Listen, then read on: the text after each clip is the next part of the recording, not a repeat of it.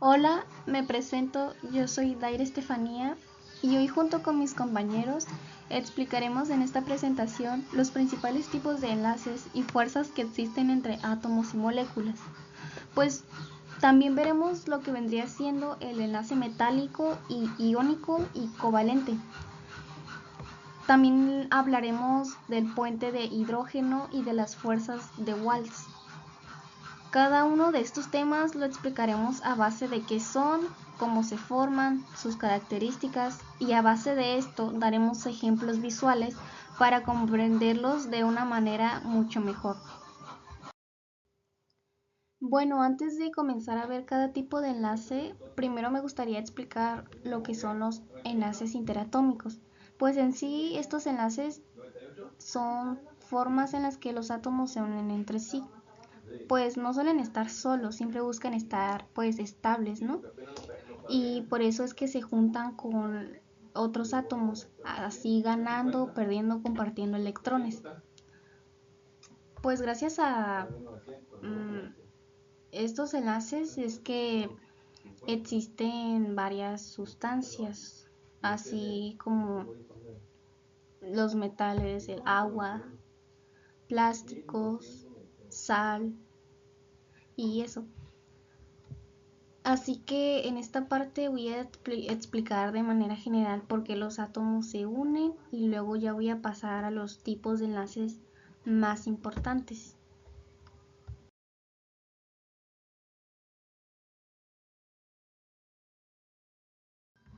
Bueno, empezaré a explicar sobre el enlace metálico, que este enlace es el tipo de unión que se forma entre átomos de metales.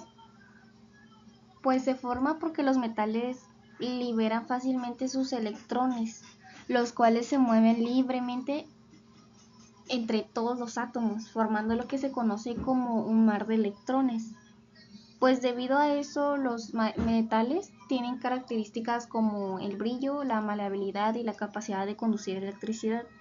Pues algunos ejemplos del enlace metálico sería el aluminio, como en que se usa en las latas y papel aluminio. Pues este metal es maleable, o sea, que se puede doblar y aplastar sin poder romperse. Y bueno, eso ocurre porque los átomos metálicos pueden deslizarse sin perder el enlace. A continuación explicaré este ejemplo visual que se ve en la diapositiva, que bueno, en esta imagen se ven los iones positivos del metal representados como esferas con un signo de más, acomodados de forma ordenada. Pues estos se forman cuando los átomos metálicos pierden sus electrones de valencia. Alrededor de ellos aparecen electrones libres, mostrando como puntos pequeños que se mueven entre todos los átomos formando un mar de electrones. Esta atracción es la que mantiene unido al metal.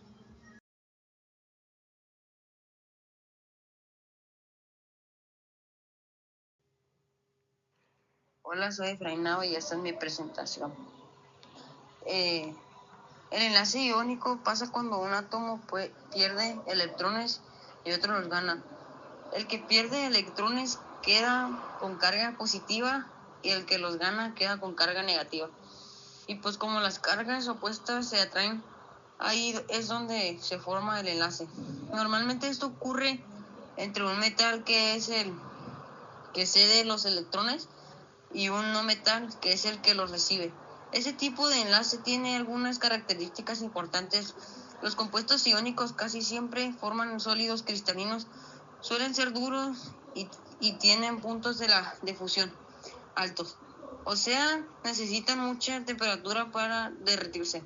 Un ejemplo común es la sal de mesa, cloruro de sodio.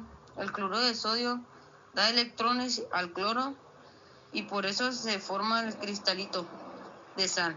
Otro ejemplo son las pastillas efervescentes que tienen compuestos iónicos que al contacto con el agua reaccionan y producen gas.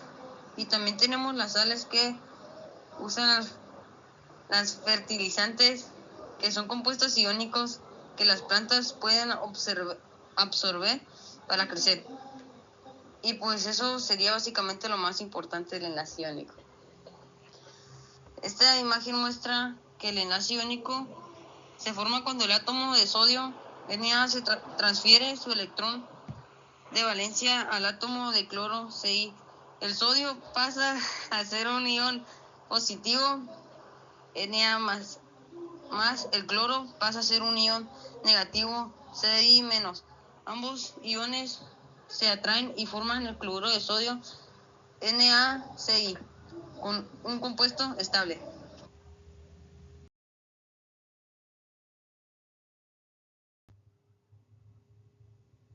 Mi nombre es Francisco Daniel Pardo Velázquez y mi tema asignado es el enlace covalente. El enlace covalente es el tipo de enlace en el que dos átomos comparten electrones en lugar de transferirlos. Este tipo de unión se da entre átomos de no metales y lo que se forma normalmente son moléculas.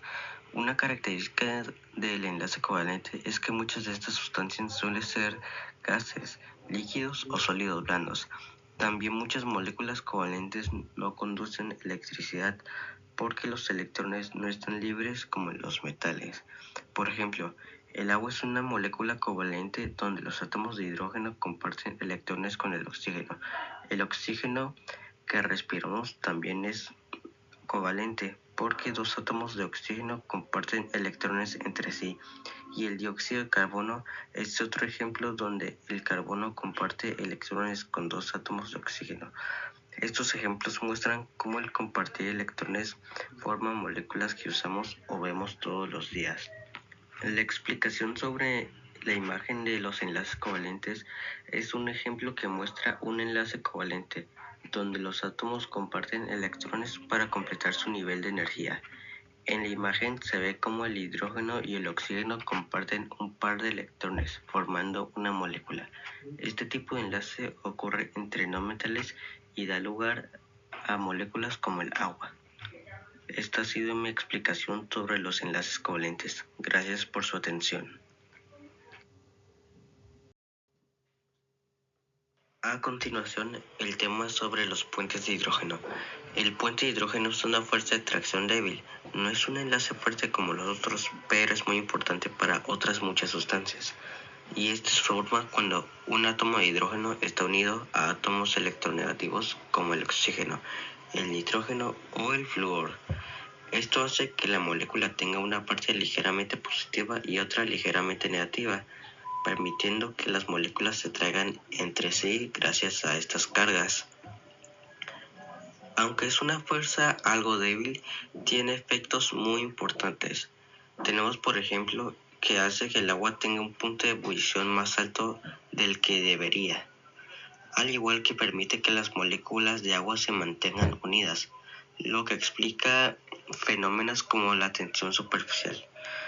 Un ejemplo claro de esto son las moléculas de agua que se unen entre sí por puentes de hidrógeno.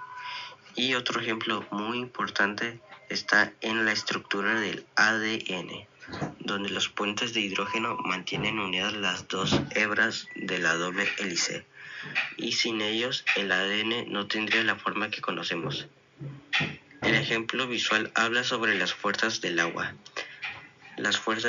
Para empezar, tenemos las fuerzas intramoleculares dentro de una molécula, donde el enlace covalente polar es el enlace fuerte entre el oxígeno y el hidrógeno dentro de una molécula de agua, creando cargas parciales.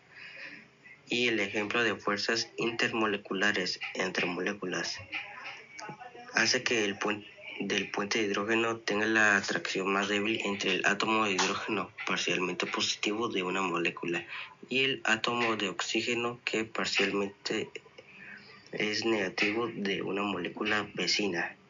Estas interacciones determinan las propiedades únicas del agua.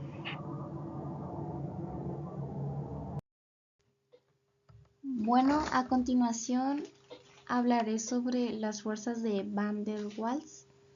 Estas son atracciones muy débiles que ocurren entre las moléculas cuando están muy cerquitas. pues se producen porque los electrones se mueven todo el tiempo y a veces crean cargas temporales que hacen que una molécula atraiga un poco a otra.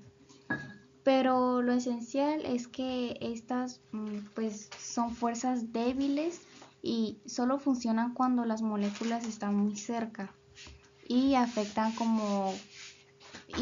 cosas como el punto de ebullición y de fusión.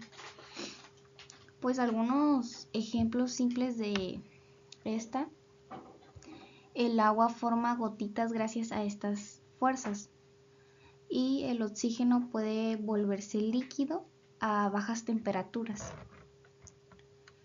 Bueno, en resumen, aunque son débiles, ayudan a que las moléculas no estén totalmente separadas.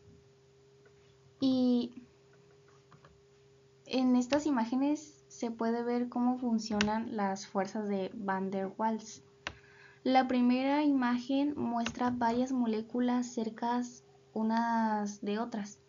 No están unidas por enlaces fuertes, pero sí tienen pequeñas atracciones que aparecen cuando están muy cerca. La segunda imagen de abajo, la de los óvalos rosa y azul, representa cómo estas se crean cargas temporales dentro de las moléculas donde los electrones se mueven. Esas cargas hacen que una molécula atraiga un poco a otra. Y en la imagen de abajo se ve un ejemplo de cómo una parte ligeramente positiva de una molécula es atraída por una parte ligeramente negativa de otra. Pues en sí todas las imágenes que se muestran son fuerzas débiles, temporales, y solo actúan cuando las moléculas están pues muy cerca.